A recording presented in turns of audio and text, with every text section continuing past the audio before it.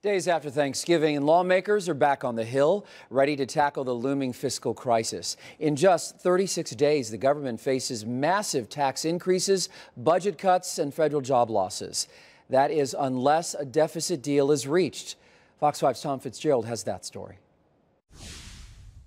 January 1st, that is when lawmakers have to have a deficit deal in place to avoid going over the fiscal cliff.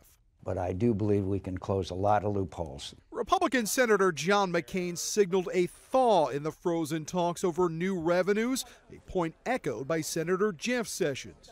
That needs to be changed, and it's going to take all of us working together. While Republicans' willingness to discuss new revenues does not mean a deal is close, the top Democrat on the House Budget Committee says it is encouraging. The question is whether the substance will be there to back up the new tone. Maryland Congressman Chris Van Hollen says Democrats are open to talk about cutting spending, but will hold firm that people with higher incomes should pay higher taxes.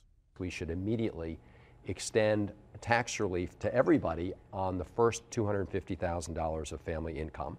That on the income above that, people should pay a little bit more to reduce the deficit. But conservatives say Democrats are ignoring the larger problem.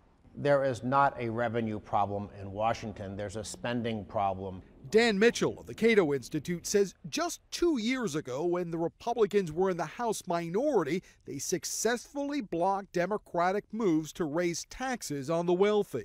Why Republicans are thinking of surrendering now when they have more power than they had in 2010, when we know the problem is too much government spending, beats me. I guess these are just Republicans who are now comfortable with big government in Washington.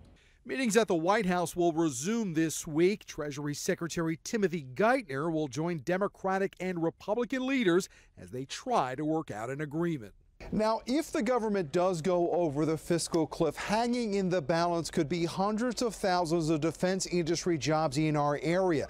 Congressman Van Hollen told Fox 5 that he believes a separate agreement can be worked out to save those jobs before any layoff notices go out. In the newsroom, Tom Fitzgerald, Fox 5 News.